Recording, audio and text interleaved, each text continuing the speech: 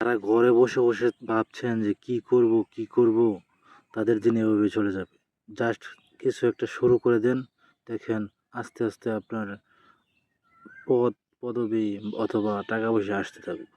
কি ভাবেন যে এত লেখাপড়া করলাম এখন এটা করব, কেমন দেখা যায়, মানুষে কি বলবে, এগুলো ভাববেন না। এগুলো ভাবলে বেকার অবস্থায় থেকে যাবেন।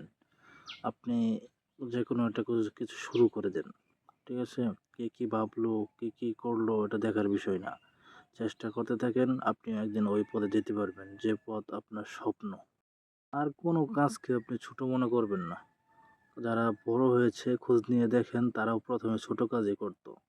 যারা বড় হয়েছে তাদের কাজ প্রথম খুবই নগণ্য ছিল, হয়তো এখন পরিশ্রম করতে করতে, চেষ্টা করতে করতে তাদের এখন একটা পজিশনে যায় দাঁড়াইছে। কিন্তু প্রথমে তারা শুরু করছিল, তখন তারা ছোট কাজ দিয়ে শুরু করছিল। যারা মনে করেন যে মানুষ কি বলবে, এত লেখাপড়া করলাম, এত যোগ্যতা অর্জন করলাম, এখন যদি এই ছোট কাজটি করি তাহলে মানুষ কি বলবে, বিশ্বাস করেন ভাই, যখন আপনি না খেয়ে থাকবেন তখন কেউ আপনাকে জিজ্ঞেসও করবে না যে আপনি না খেয়ে আছেন কেন। যদি আপনার এতই লজ্জাবোধ হয় তাহলে আপনি এলাকা ছেড়ে দেন, যেখানে আপনাকে কেউ চিনে না জানে না, সেখানে আপনি চলে যান এবং কাজ শুরু করেন। বিশ্বাস করেন, যখন আপনার টাকা আসতে শুরু করবে তখন আপনার দাম অনেক বেড়ে যাবে। কারণ একটা পুরুষ মানুষের টাকা ছাড়া কখনো দাম নেই। তাই পুরুষ মানুষ হয়ে জন্মগ্রহণ করা মানে তাকে টাকা ইনকাম করতে হবে। আর যারা কাজকে ছোট মনে করেন, যেমন ঝালমুড়ি বিক্রি করা, চা বিক্রি করা, কৃষি কাজ করা বা বিভিন্ন ধরনের মুদির দোকান করা বা যে কোনো ধরনের কাজ হতে পারে, আপনি কাজকে ছোট করে মনে করেন তাহলে আপনি কোনোদিনই এগোতে পারবেন না। কারণ কাজকে কখনো ছোট মনে করবেন না।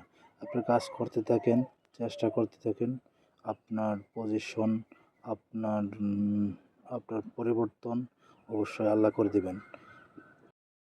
বড় হইতে হলে আগে আপনাকে ছোট হতে হবে। কে জানি বলে গিয়েছিল, বড় যদি হতে চাও ছোট হও আগে।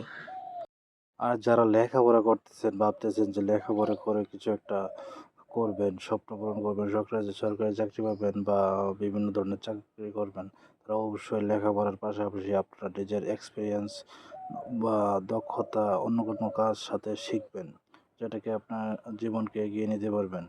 লেখাপড়ার পাশাপাশি অবশ্যই অন্য কোনো দক্ষতাকে আপনি অবশ্যই আয়ত্ত করবেন, না হলে আপনি জীবনে অনেক পিছিয়ে যাবেন। আপনাকে অন্য কোনো কাজ করতেই হবে, কারণ এক লেখাপড়া দিয়ে বর্তমান বাংলাদেশে এখন কোনো কিছু করা যায় না।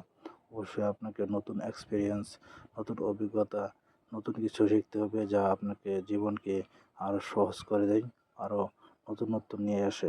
এই জন্য লেখাপড়ার পাশাপাশি আপনারা নতুন কিছু শিখবেন, যাতে আপনার জীবন চালিকা শক্তির জন্য সহজ হয়।